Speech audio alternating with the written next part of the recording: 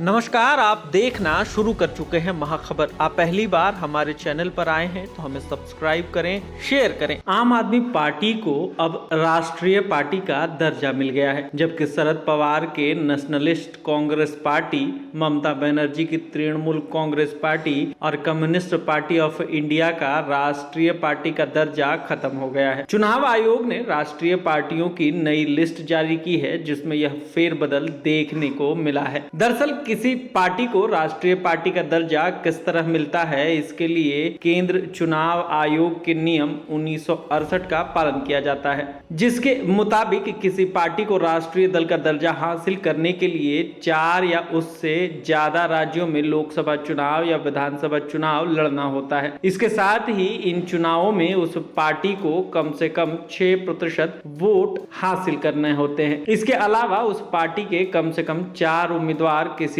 राज्य या राज्यों से सांसद चुने जाएं, या वह पार्टी कम से कम 4 राज्यों में क्षेत्रीय पार्टी होने का दर्जा हासिल कर ले, या वह पार्टी लोकसभा की कुल सीटों में से कम 2% सीटें जीत जाए। वह जीते हुए उम्मीदवार 3 राज्यों से होने चाहिए। राष्ट्रीय पार्टी को पूरे देश में एक चुनाव चिन्ह पर चुनाव लड़ने का मौका मिलता है। वह चुनाव चिन्ह किसी भी दूसरे दल को नहीं दिया जाता। अगर किसी राज्य में राष्ट्रीय पार्टी चुनाव लड़ रही है और वहां कोई क्षेत्रीय दल उसी पार्टी के चुनाव चिन्ह के साथ चुनावी मैदान में उतरता है, तो ऐसी स्थिति में राष्ट्रीय पार्टी को वरीयता दी जाती है। जैसे समाजवादी पार्टी का चुनाव चिन्ह साइकिल है, वहीं आंध्र प्रदेश के तेलुगु देशम पार्टी का चुनाव चिन्ह भी साइकिल है। ऐसे में अगर दोनों राज्यों को राष्ट्रीय पार्टी का दर्जा मिलता है तो उस पार्टी को वरीयता मिलेगी जिसे पहले राष्ट्रीय पार्टी का दर्जा मिला था। चुनाव के वक्त राष्ट्रीय